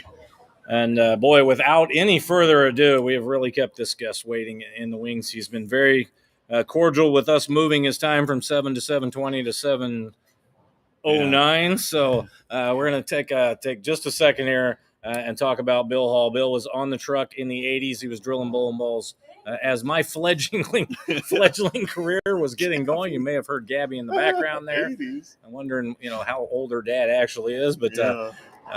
Let's go ahead and bring in Bill. Bill, thank you for your patience and welcome to the Bowler Show. All right, Bill, can you hear us? Bill is smiling away. Unfortunately, I do not believe he can hear us. Bill, if you have earbuds and you can hear me, wave. I can hear something from him, so it might just be a. Oh, you're welcome. It's a little windy on the internet currently. Yeah. Technology is wonderful. We're struggling this show. This may go to the back burner of our shows overall, not because of the guest or the witty banter, but because of some of the glitches that occasionally happen in radio and in the internet world. Once again, we are live in Aaron's Family Fun Center inside the den. Thanks again to Mike Soroka for making this happen and letting us use his center basically to do the show. So, Bill, if you can hear us, we're going to keep working on trying to get you on here. As I said, Bill and Randy Stoughton and a bunch of other guys. Dave Smart drilled a little bit towards the end of my not so good career. We'll just say that in the late '80s and the early '90s. Bill and I have a lot of stories we could talk about, but very few that are going to happen here on the show. But Bill was always one of the nice guys out there too. So we only allow nice guys on the show. I don't know if you've noticed that, Luke, so far, but yeah. So far, Mike Adamski just said, yeah. That's why I shook my head no. Yeah, that's why Mike's not on the show currently. So he's got this kind of. Anyway, we're gonna keep working with Bill Hall here. If we don't get him in, we may just go to the old FaceTime routine. Yeah, that's seeming to be a more doing popular way on the show. Push-ups and some. You're lefty. We're sitting in the wrong spot here for holding the phone now because I'm I do everything else right-handed. It's just the bowling I do wrong-handed. I don't know if I'd say wrong-handed because I bowl left-handed also. So now tournament wise, too bad this weekend. Tournament wise, maybe wrong-handed, but house shot wise, you're definitely doing it the right way. But anyway, we're gonna try to get Bill here through FaceTime. So if you guys will just hang in there once again. And the commercial you just saw was from BobbyJacksons.com from Bob Foster, one of the good guys in bowling. And Bob was bowling here today, actually. Didn't bowl his best today, but Bob's one of the great guys. So let's try this. We're having some glitches with the other one. So, all right, Bill, there we go. That's better. We are going to bring you in through FaceTime. I'm not sure if you heard your introduction or not, but welcome to the Bowler Show officially. Well, I appreciate it. By the way, you had Amleto on first, and I was Amleto's very first roommate on tour. Oh wow! Oh. We're getting some good roommate stories here on the show today for sure. Two very important words: yes and no. That was it. Yeah, I don't know if you were able to listen to the first part of the interview, but I shared a story, a real life story. That was true back in the '80s and is true now. So now that we got you on, let's talk bowling. First, before we get back into the thrilling days of yesteryear and your work on the PBA truck, what's going on with you nowadays in the bowling world? Well, now I'm working out of Sunset Station here in Las Vegas. Texas Station never reopened, and I'm not sure if it will or not. So I switched over to Sunset Station, where Jerry Francomano is the manager, and we're actually running what we call the team experience. I've been over and watched the oil patterns enough to where I can say, okay, we've got the same characteristics as the two oil patterns, both team and singles and doubles. And what we do is we run we use Specto for it, so that people can actually see when it's them versus the equipment they're throwing and kind of hone in angles that they're trying to play. All right. What can I do to break 1770 this year? This is who do you have to pay to throw it for you? My partner suggested bowl 3 more games. That wasn't very nice, but we did throw that question out to Mark Anderson. But in all seriousness, talk your way through a little bit. Let's say I'm Joe Amateur and I just showed up, and what's the best advice you give a new guy coming out to the Open Championships for the first time? Because people read everything the wrong way. You've got to get it. It's really reminding me of, you can rev it all you want, but if you hit up on it, the core and the cover stock pull at different times, and it'll trick you into making adjustments that really don't need to be made. And it'll also trick you into lining up into a part of the lane that's really not beneficial. I've seen that more than a few times. Yeah, you almost have to reverse your thinking, because that's the trick the trouble I get into is the harder they get and the more the fronts go away and it gets a little tighter down lane, the more I try to create more through loft, through hitting it a little harder. And when you can't control the first part of the lane at nationals, you are just done. So that's probably the thing you said that hits home the most with me is the more you try to do things, the less it's going to work out there. Well, that's the thing is at home you can, on a house condition, you can get away with, I call it being thumb. In other words, throwing it with your thumb. When you get away with it there, you're not going to get away with that on these patterns. If you do, it makes it look like you have out of bounds when you actually don't. But because the core is being rotated to the outside part of the lane, and the fronts are pretty quick on both patterns, they're very quick. So it gives the illusion that you have out of bounds when really I'm not seeing a whole lot of out of bounds as long as you get through it pure. All right. A little bit later here in your interview, I'll turn it over to my co-host who can talk a little more technical than myself. So before we do that, let's get back to the thrilling days of yesteryear in the 80s when I was bowling on tour and you were drilling balls.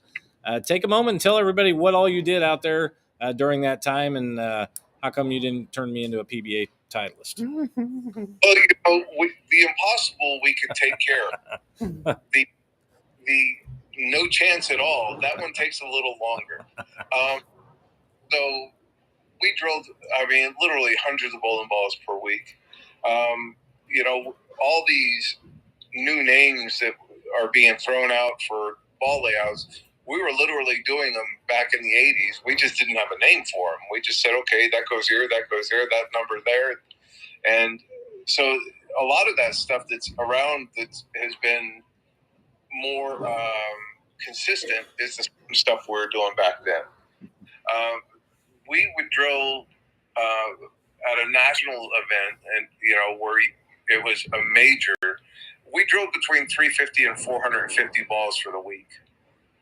On a normal event, which was just standard 24 game qualifying, and then 18 games qualifying, and then 24 match play, we would drill about 250.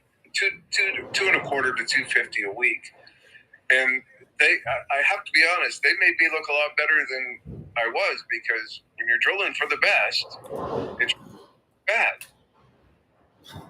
All right, a favorite guy to drill for on the truck, and one of your least favorite guys on tour to drill for. Oh God, my favorite was actually Amleto Monacelli, because he couldn't tell the difference if we missed or not. He would hack it out. That thing looked like he chiseled out the thumb hole and chiseled out the finger holes. And he just hacked at it until it felt okay in his hands. So we got away with anything there, although we didn't miss. But it was an inside joke with us for quite a while. The hardest one to drill was actually a student of mine for over 20 years. And anytime he calls me, I still help him out. And that's Norm Duke. That man can feel a 32nd of an inch, and if you don't believe me, try missing by a 32nd of an inch. So he was one of the more difficult ones, along with Wayne Webb. And of course, you have to go with what I call the second machine. Earl Anthony was the first machine. The second machine, which was David Ozio. Everything had to be precise. And those guys just had a certain feel that you didn't want to miss because they knew immediately. So there were some that we get away with stuff, although we never really tried to. But you learned, like Joe Berardi, if you were going to miss short. Jimmy Pritz, if you wanted to miss the bridge, miss narrow, not wide. And when I say miss, we're talking a 32nd of an inch. We're not talking an eighth of an inch anymore. We're talking small margins.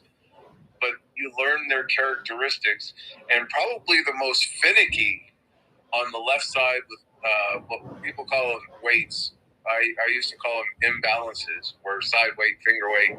So the different imbalances that you could lay in a ball was John Mazza. That's interesting. That's some good stuff. David Ozio for me. Still my goat of throwing the bowling ball. I can honestly say that nobody for me threw it better than David Ozio. And of course, we've had Norm Duke on the show before. We had him on a couple of weeks ago, and I think most people remember Norm mainly for never beveling his finger holes at all, correct? Actually, that's the same thing I did, but I didn't bowl on tour. I was too busy working. But you have to know the feel of it, and if you pinch it the wrong way, go see a doctor. You might need some stitches. You don't want to pick up Norm's ball accidentally on the rack. That I know for sure. So, take us through what happened at the end. I don't remember myself. I just remember all of a sudden you weren't drilling balls on the truck. What happened at the end? Larry Lickstein said it to me at one time. He said, "You're going to hit a point where you have burnout." And we were in Seattle, Washington, and I remember going to the truck. It was the summer tour, and I said, "I just can't do this anymore." So at that point, the original Fat Ball company, Hammer, I was real good friends with Dennis Baldwin. He would come in and, he would take us all out to dinner and stuff like that. May he rest in peace. I looked at him and I said, "If you have a position for me, I really need to get off the truck." It took him all of about 5 seconds to say, "Okay, what is it that you want to do?" And that's where I invented the tour rep, because there wasn't such a thing. So I said, "Look, if you put me out on tour, if you let me work with the best and put our equipment that we design in their hands, I guarantee you're going to see a lot of success." And it worked out almost immediately to where the success was right away. And then he started getting me involved, and I'm not a chemist. But I would design and tell them that, "Okay, I like this characteristic. Can you add this characteristic?" So the Blue Hammer was literally tried 16 times because I kept saying no. And on the 17th time, I said, "That's the right combination." And the Blue Hammer for me was one of the greatest balls of all time. I got a lot of use out of that. Obviously, some of the black and the burgundy and were good, but for me, it was all about the Blue Hammer. I'm struck by your memory there of the guys, their favorite drillings, the less span and stuff like that. Do you remember my span? Do you still have that on file? Yeah, it's somewhere in the trash bin. and that's probably where it should be. I know, as you said, the tour reps kind of weren't out there. I remember, I'm losing my mind. For AMF, Tom Baker and a couple other guys, there really wasn't people on staff, but I would go up to guys and I had to beg for bowling balls, and then you guys overcharged me on the truck. And actually, that is not true. I just want to let people know that you guys didn't charge back then on the truck, and of course they do now. But you were always a good guy on the truck, and I believe Randy Stoughton or Stoughton, I always forget how to say it. He was involved with you for a while out there, correct? Yeah, Randy Stoughton was. I mean, I know I shouldn't say this, but I had my dream crew, which was Larry Lickstein, Randy Stoughton, and Kurt Schmidt. That was my dream crew because we had basically interchangeable parts for a long time because people thought they could come out and do the job, and what they forgot is it's actually a job. So you didn't get a 9 to 5 thing. There were times where we drilled throughout the night, did weigh in the next morning or for the next squads of the next day, and then finally hit the bed. Once we weighed in the last squad around 5 o'clock on, let's say, a Wednesday, and then you didn't wake up until Thursday morning. You hit the bed, and that was it. There were a lot of what we called the all-nighters, especially at the major events where we drilled in. That was at the Brunswick World Open, and we drilled 175 balls in one day. So we started at the end of a practice session, and we literally got done an hour before C Squad on Monday. That is crazy. Bill, take a moment, since you were involved on the truck back in the 80s and 90s. Take a moment and tell us your thoughts on just kind of the overall sphere of bowling and what things that are going on nowadays versus the 80s. What are some of your either get off my lawn moments or some of the things that you like in bowling nowadays?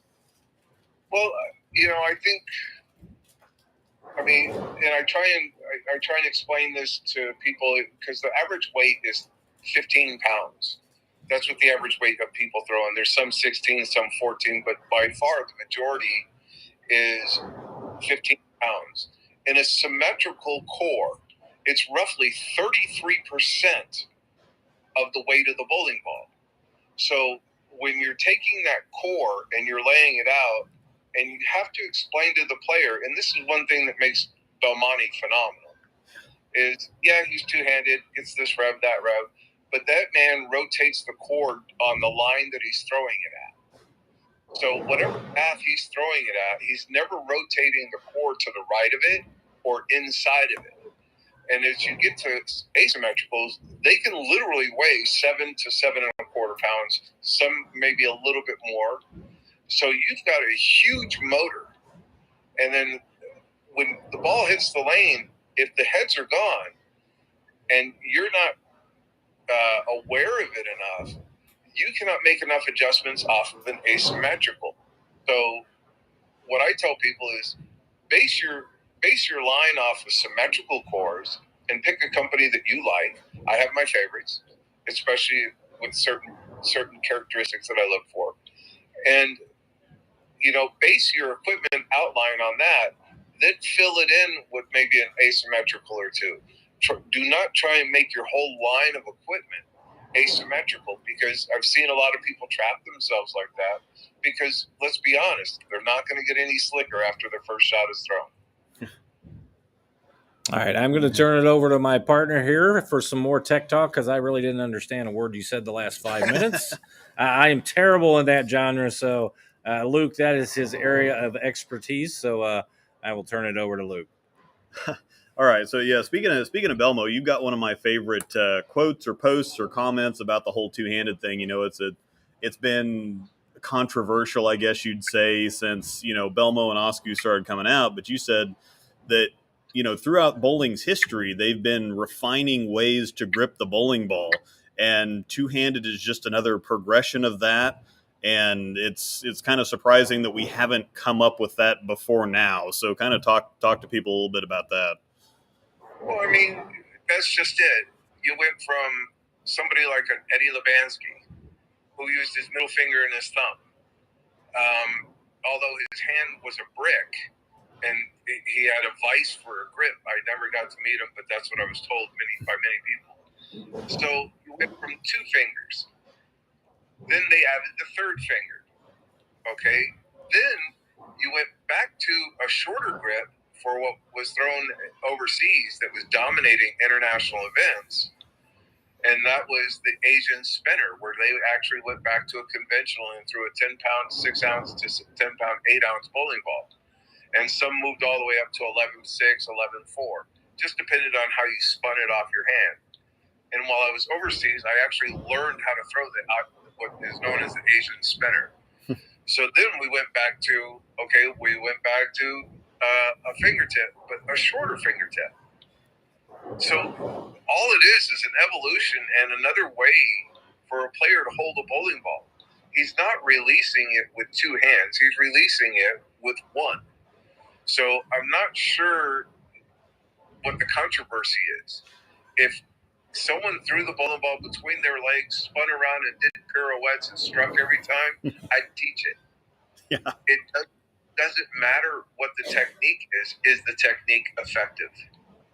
Yeah, and that's what I think people don't understand about Belmo. They think, well, he's good because he can throw it hard and he can hook it. He can put a bunch of revs on the ball. But I continue to be amazed at just his ball reaction reading skills, number one, and then his execution, which he's obviously honed in. But he's so good at bowling, period, and all the little things, and they all kind of add up for him. And just talk a little bit about how good he actually is, the two-handed bowling thing aside.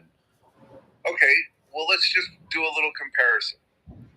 Earl Anthony had 3 swing lines, 3 releases, and 3 walk patterns. So there was a multiple of ways to do things. Belmonte has 3 swing lines, 3 releases, and 3 walk patterns.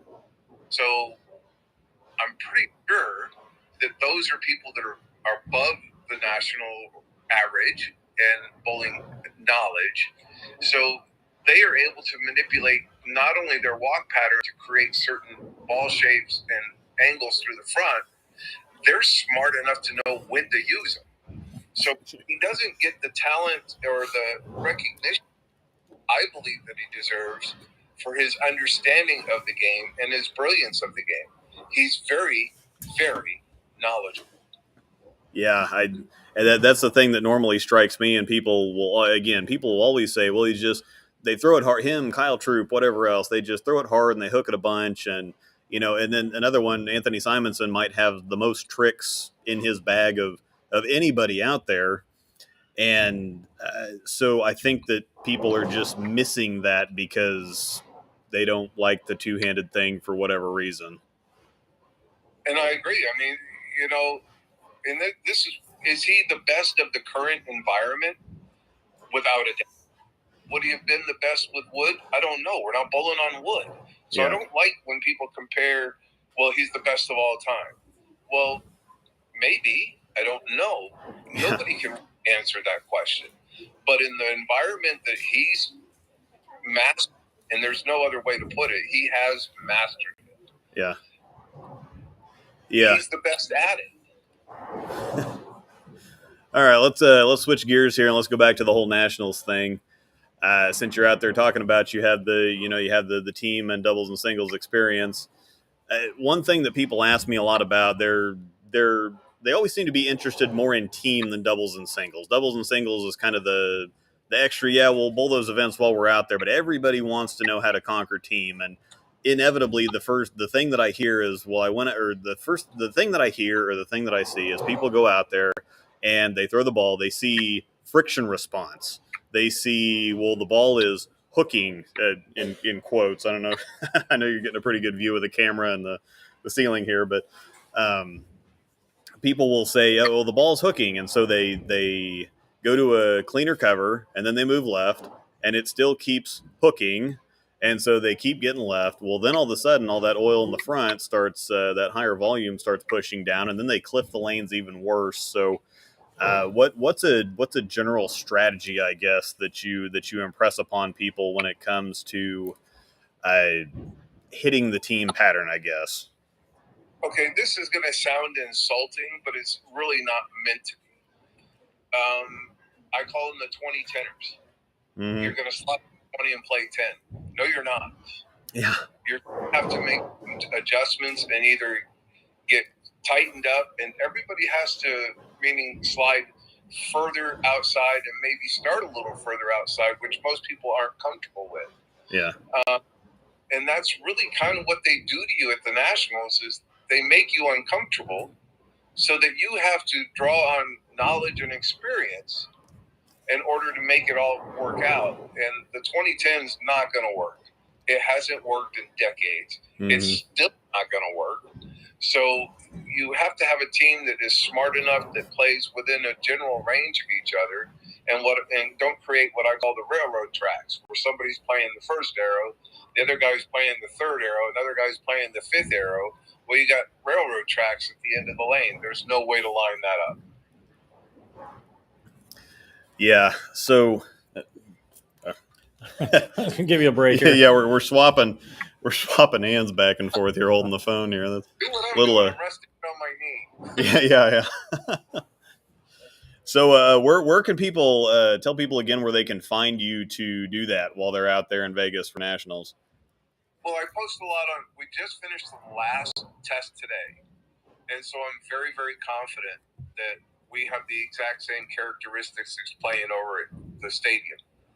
I post on Facebook. Look me up on Facebook. You can always reach me at my phone number. It's everywhere, 702-885-2695. I don't mind putting it out there because if I don't know who it is, I don't answer anyways. So send me a text message, and if you send me spam, I'll just block it. So it's the easiest way to reach me. I'm not much on Facebook Messenger. I'm very rarely on there because there's so much spam that goes through there that it's just kind of a waste of time for me. But, yeah. And I'm we're based out of Sunset Station now. Also, it's called Strike Zone Lanes, and that's where I'm at. And I've got a great supporting group around me there. They make sure everything is perfect by the time I get there to do the team experience. And we run 6 lanes, but there's only 5 that are available because we have to use the specto. And 2 lanes are going to be team event, 2 lanes are going to be singles and doubles, and then I give you a lane to warm up on because you are in a different environment, and the approaches are slightly different out here versus where you come from.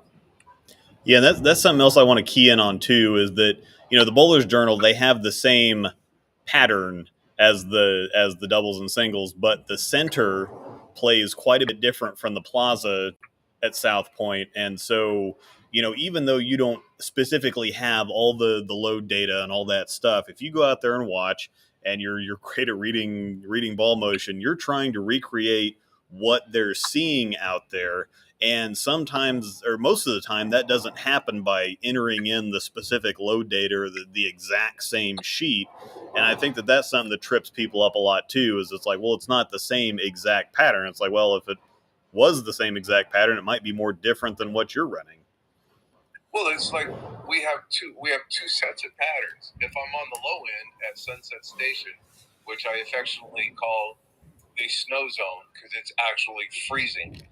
So if I'm down at that end, the back ends are going to be a little stronger. So if we're going to be using the high end that day, I have a separate set of patterns to match the characteristics at that end.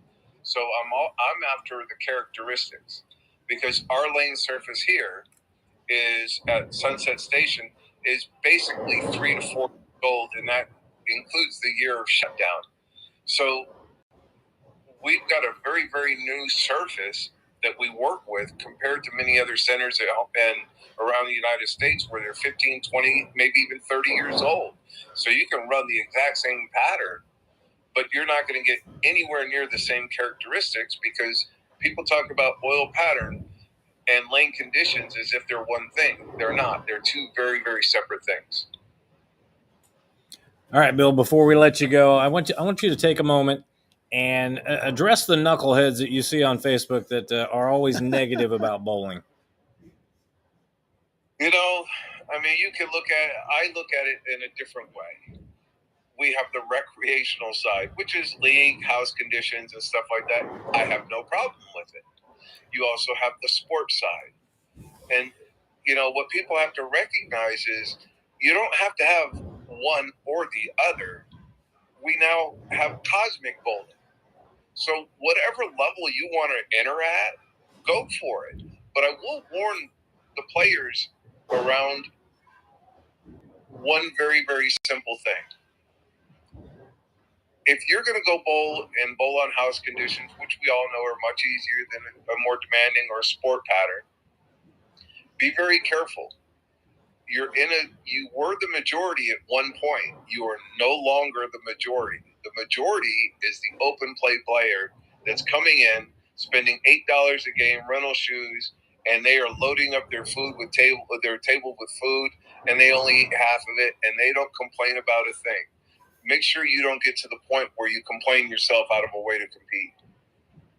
All right, that's good advice, and to me, I see this is why the sport is dying, and all these posts, and I try to shut them off, but when you see some of the attitudes in bowling, sometimes it's a little concerning, but that's the pluses and minuses of social media. And you just have to accept that we don't have one level of bowling. I mean, I don't, and I'm not trying to knock anybody on this, but I made a quote to a friend of mine the other day that posted about his 300 games. And he was in for a lesson. I said, let me ask you a question. If Usbc put up $100,000 game that was out on a house condition, how much do you think you'd get at the end of the year? He says, I have no idea. I said about $1. So it's that, not that there's no value to it. To the person that's shooting it, there's a huge value. But it fits in that environment, and there's nothing wrong with that.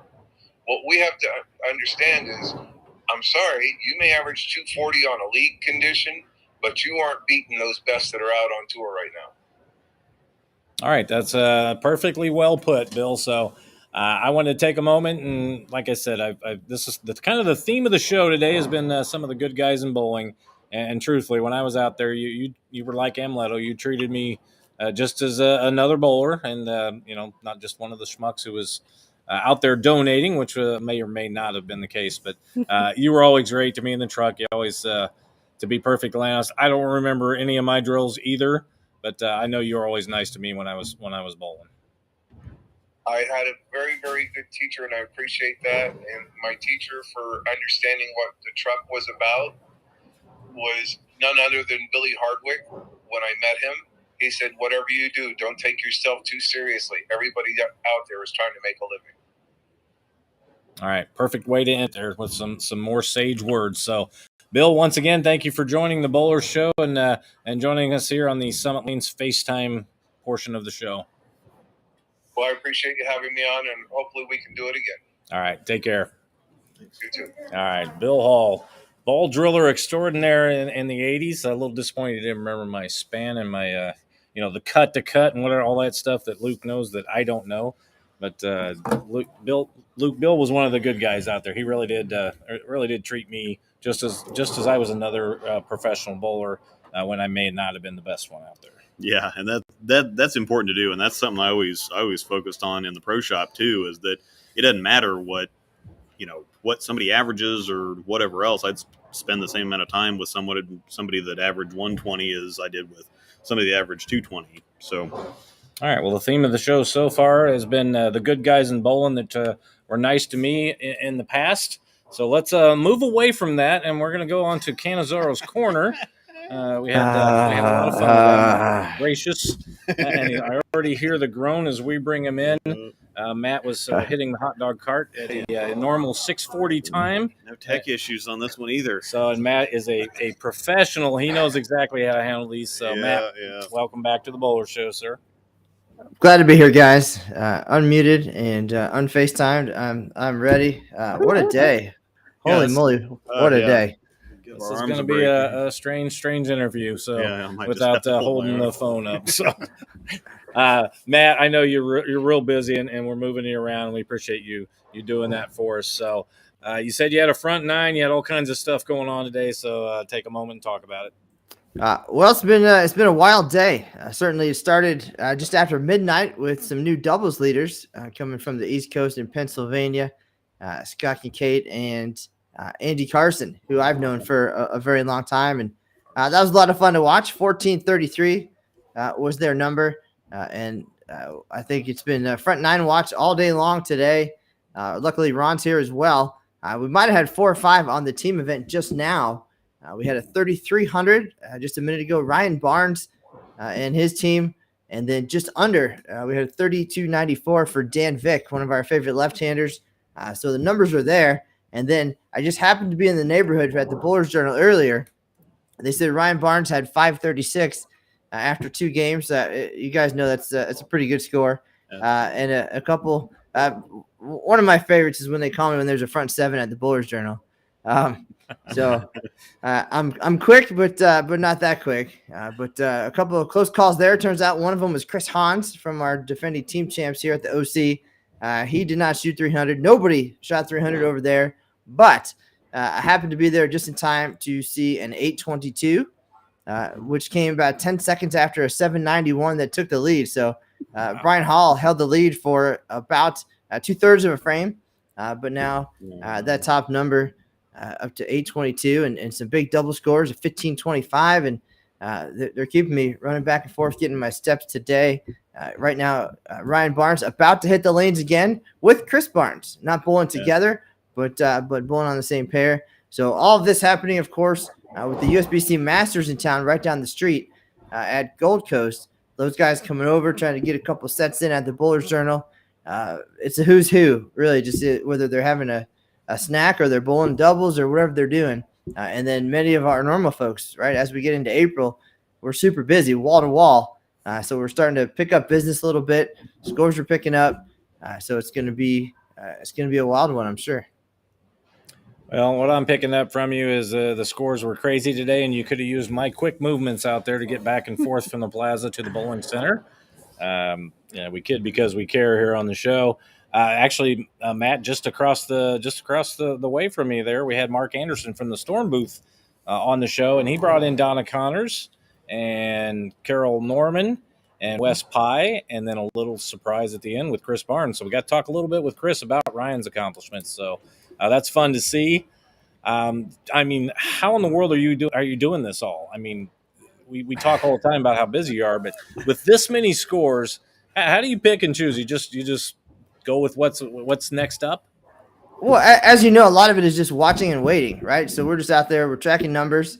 If there's 8 teams that can shoot 33-72, that's great, but only one of them can be the top dog out of all of them. So at the end of the day, we're just after that one top team. Yes, it's a lot of calculations. Yes, there's a possibility of it happening on opposite sides of the center with a front 9, with something else. But there's enough folks here who are willing to jump in and help and grab a video and just do the things to make that experience what it should be for the bowlers. And at the end of the day, that's what it is. If you accomplish something at this event, you expect somebody to be there when you come off the lanes. You want to see that captured. You want to see that celebrated and put out there. And you want your moment in the spotlight. That could be it for your entire career, or it could be the first of many. You don't know. I don't know. But I want to treat each of those bowlers, as you said, they're all the same. They're all here to bowl in the Open Championships. We want them, whether it's Amleto or David Waswo or somebody we haven't met yet. We want them to have that experience. So we will be everywhere. We will do everything. I don't know how I do it, but it gets done. I saw a couple guys today. They're like, didn't I just see you at the other place? Didn't I see you at 2 o'clock in the morning when we got done? Yes, I don't know how, but it happens. And I don't want to be the one that misses something for somebody in their once in a lifetime. So that's what keeps me going. Well, and that's what kept me involved very heavily last year too. As I was watching scores, my fear was I was going to miss somebody, and I definitely didn't want them to lose out on the moment. And when somebody had the first 9, and I was involved to come down there and black cloud them, as I know that people like to blame you. They do that here in town with me. So my perfect scenario is for me to have the front 9 out there. Out you come rolling out with the hot dog cart for me and your video camera and see how it works, black cloud versus black cloud. Right. The hot dog is a reward. That's how you should see it. You have to earn that. It's not to fuel your performance, but to celebrate it when it's over. And again, that's a staple here at South Point, of course, and I feel like I'm a staple as well. When they see me coming, that's a good thing, right? You want to be videoed. You want to be in a photo. And it's been said, if you do not get your photo taken, essentially you failed in your opportunity here this year. So maybe you had fun. Maybe you made some great memories. But if your goal is to come out and win an Eagle or get one of our great awards, then you don't want to fail at that. So that's what we're here for. It's a service. We provide it. We love it. And if we can be in all the places at once, we will do our best. All right. Well, you are doing your best, and I know you're pressed for time today. So I'm going to turn it over to Luke for a question or two, and then we will jettison you out of here a little quicker than normal. Yeah, talking about the honor scores, I had the front 9 once upon a time. I think I shot 720 something in singles in 2011 in Reno or something. I do miss the red strikes. And I know why they don't really do that anymore, but that was kind of a buzz. But it still has to be kind of interesting seeing, once you get the front 7, 8, 9, or you have a shot at 800 or something, seeing the team come down that way. But I get, just talk about kind of, you guys have to be right down there to see the action, but is there any specific kind of protocol that you follow, or is there any kind of how exactly do you handle that? It's a case by case, of course. You kind of feel out the situation. They call at the front 7 or 8 so you can get down there. Part of that is to see what you're dealing with. Is the person left-handed, right-handed? Do they walk off the shot? Do they, you want to know their tendencies because the worst thing, of course, is getting a video of something and you can't see what happened. So there's always that fear. And so at the same time, you're kind of scoping out your spot. If it's team event, it's awfully crowded. There's a lot of bowling balls around. I think for me, it might be a little bit different than some of the other folks because people know who I am sometimes. So they might move a bag out of the way or say, excuse me, like I'm just trying to be a ninja and get in there and do what I have to do. I don't want to be in anybody's way, but some are very accommodating in that regard. Doubles and singles with only 4 in a pair. It's wide open, but I kind of like to sneak in between the chairs if I can. I stay out of the way, stay far enough back. The zoom is great on the iPhone, so we're covered there. Don't want to get too close. And then you just feel it out. If the bowler looks uncomfortable or somebody says something, then you back off. Just last week, I don't know if I mentioned this already, but I got an earful from a gentleman about where I was and what I was doing and the fact that the guy did not get a strike on his 10th shot. And he let me know it. He let all the lane monitors know it. He let his teammates know it. He even told the guy that was not cool, that the video guy came right down in the settee. And it turns out they didn't even know each other. So he did not know this person. He just felt something about the situation and didn't know kind of the protocol that we're talking about. So I went up to the bowler after. We had a nice conversation. He was familiar with who we are and what we do and the fact that you want to be videoed when you come here. And, he said, he messed up. He threw a bad shot. He didn't get it done. And that was on him. I mean, I'm not little by any means, but I certainly try to hide the best I can or blend into the crowd. And it's a little camera and I have little arms. So hopefully you want that moment while you're at the Open Championships. And ironically, it's when you get chased away. The person who chases you away is the first one who comes up and asks you, hey, can I have that video? Can you send it to me? Yeah. Like, well, I didn't do it. You chased me away. And now we didn't have that. So most of the time, very accommodating. Maybe it's the tie. Maybe I just been here long enough that they know. I don't know. But it's always a good time. It's an adventure. And we go out there and we give it a go. And Ron was out there. He's in the office right now.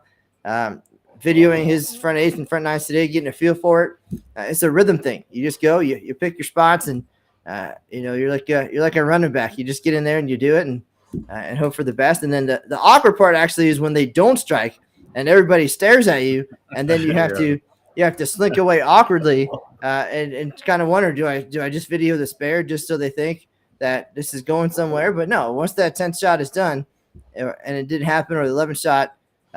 You get out of there quick and move away before things start flying at you.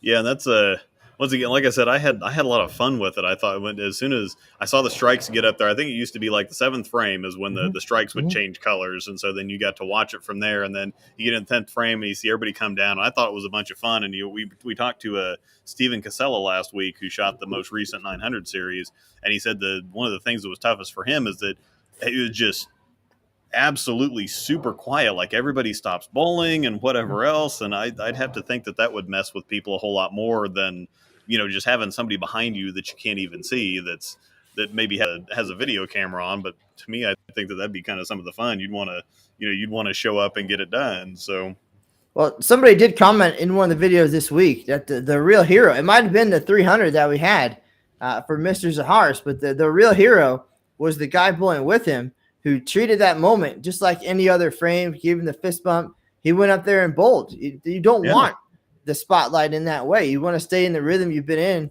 for the whole game or 8 games or whatever it is, and just do your thing. And in that moment, the guy who comes up and talks to you and just keeps it normal, that's the one I think that's going to help the most in that situation. Because once you realize the size of the stage and what's happening, totally different. But if you stick to your normal routine, your pre-shot routine, the whole thing, I think that's best. So for all those teammates out there, I think I can speak for most of the 300 shooters. Just keep it normal, keep it going, do what you've been doing, don't change anything, and then you can share in that piece of history as well. Yeah, Matt, for me, I was more the wait till the last possible moment to get out there. I wanted to make sure I still had time to do it, of course, and not miss the moment. But I was really concerned with the people going, hey, why is that guy down here? He's got a gray jacket on. Something's going to happen here. So that was my key. I wanted to kind of wait till the last second and then bring it up and then go from there. But People may not recognize you when you come down the lanes, but the moment you start talking, everybody knows you. That does happen every once in a while. Even if they're angry or whatever it is, and they want to just share some feelings. As soon as I respond, it takes a minute, and then people maybe come over from the other side, like, "Are you that guy?" And so then that kind of lightens the mood, which is great because I don't like getting yelled at for sure. But then all of a sudden we're talking about where to go and have pizza. So hey, if that's the icebreaker, then I don't mind having one of those recognizable voices. I wouldn't say it's pleasant by any means, but it helps me in some cases. All right, Gabby making an appearance. My daughter here in the background, along with other random ladies walking down the lanes here in the den. Another special moment on tonight's show. Matt, do you talk a little bit about Little Arms? You're a Florida Gators fan, so I had to bring that up. Is that where that comes from? It's like when you're ready to make the payment on the bill at the end of the night at the steakhouse. I think it's actually the big biceps and the super tight dress shirts, but trying to get those arms up to hold the camera. But either way, luckily because we're here 18 hours or 20 hours a day, I haven't spent a dime in 2 weeks. So this is fantastic. This is the perfect money saving opportunity. I can't remember. I haven't seen the outside. I haven't been in my car. Haven't had to get gas. All of the things that are costing money. I'm just here, just watching bowling. Yep, I remember last year you're talking about the time of day or what day it was, and I said, you're not even close. And you're like, 4 months goes by, the days are, for people who are bowling nationals, it's a day they're bowling nationals. It doesn't matter whether it's during the week or on the weekend. It's their special moment. You do a great job of capturing those moments. So, Matt, we will let you go. Another fun time here. I know you're so busy today. You actually got a lot of stuff going on, and you don't have some of your best help out there this year that you had last year. So, once again, thank you for spending some time with us again. Guys, I do appreciate it. Now, with the new schedule, I thought you would change the schedule of the show as well to kind of coincide with what's happening here. But with our team event, we're pretty busy too. Yeah. What's the best time for you? We would be happy to accommodate you, sir. I think this one worked out very well. We were just getting done with the team event. It starts around 2. We've been, just so the folks know, very much on time. We marched 15 minutes. I think we said this exact same thing last week. March 15 minutes before your time scheduled. So 2 p.m.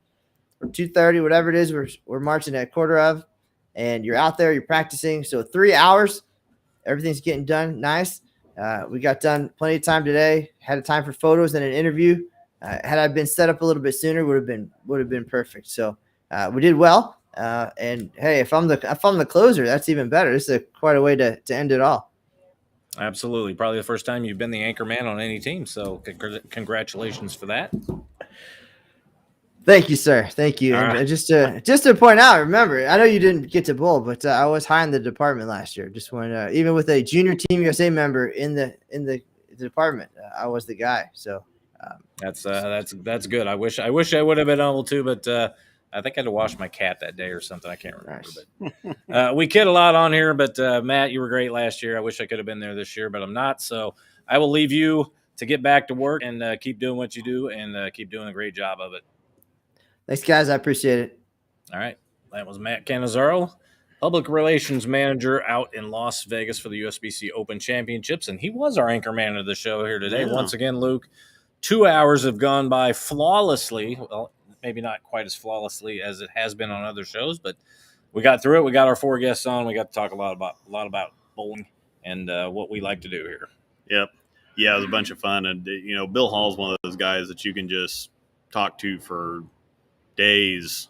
And he's one of those things where he's probably forgotten more about bowling than most of us will ever know. And so it's just listening to some of the, again, like you said, you start losing. It's like, oh yeah, that's interesting. And then he takes it up another rung and then another rung. And then it's like, I never thought about that before. So do you remember, well, you haven't been drilling for 35 years, but do you remember somebody's span or their bridge, the way they prefer the bridge from 35 years? Yeah, not that I've had 35 years, but I do remember some, especially there's some people that are so memorable. Like there was a guy that I would spend 15 minutes drilling his ball, and this has been from 10, 15 years ago. Spend 15 minutes drilling his ball and then 30 to 45 minutes working everything out because you couldn't drill it in there. He had some calcified places. He had some knots on his fingers. His thumb was this and that, and he didn't use grips. He didn't use a thumb slug. He didn't interchangeables, whatever else. And so every single ball had to be hand finished, and it would take 30, 45 minutes. Trevor Baumgartner's got one of the most interesting, I give him what I call a triangle oval on his thumb. So most of the time you have the oval and it just goes side to side. You just start with the hole and you make so many cuts. Well, you start with the hole. I make the cuts this way, and I make the cuts straight back this way, and then I make more cuts straight back up because his thumb is wider and he's got a knot on the back of his thumb too. And so if you just do an oval, it's either too big or too small or whatever else. And so I have to kind of make it that triangle shape for it to all fit. And it takes about 20, 30 minutes to drill his thumb hole. That is exactly the way I would drill it also. So once again, I have no idea what Luke just said in the last couple of minutes. So, Luke, it was another good show. Let's go ahead and thank all our guests that we had on today. Amleto Monacelli led off the show. Good job catching up with him, and another guy who remembered me on tour. You heard him say it. I didn't prod him into it. Yeah, and, it was unprompted. So I was somebody. And then we had Mark Anderson, who came on, the Storm booth manager, and he brought in a cavalcade of stars with Don O'Connor's, Carol Norman, Wes Pye, and then for some reason he had to bring on Chris Barnes. We appreciate him doing that. Chris getting ready to bowl singles and doubles right now. You can check it out on bowl.com and go to live scoring and see how he's doing. And then we had Bill Hall from the PBA truck back in the 70s came on, and we talked a little bit about everything going on nowadays, but especially what happened back in the thrilling days of yesteryear. I think I've said that 3 times today. I'm going to have to work on that and come up with a new one. And then we ran out of guests, so we ended up putting Mr. Matt Cannizzaro on at 7:40. And maybe that'll be his new preferred spot because he's got so much going on out there. And we kid about that because we care. Once again, our show is not going to happen without the good folks at Storm Bowling. Check out all the products at stormbowling.com. You also want to go to Bowlers Mart and check that out. Luke's involved with that. BobbyJacksons.com, Turbo Grips, Coolwick, and I Am Bowling, all of the sponsors that keep us on the air. Without further ado, I think it's time to end this show. Look, we're actually going to make it closer to 2 hours than we have on any show, I believe. Yeah, I know. Aside from the technical glitches, which I think earbuds, I think it's an earbuds thing. We'll have to put that in the instructions when we send them the link. All right. Well, with that, we will let you go. Once again, we appreciate everybody watching the show. We appreciate everybody in the chat. We didn't have a chance to get to too much chat today. We'll check some of that out later if there's anything good in there. I'll take a look at that because I like to look back and see some of the chat that we missed. But with that, we are going to end the show. We appreciate everybody listening. You've been listening to The Bowler Show with Dave Waswo and Luke Rosedal.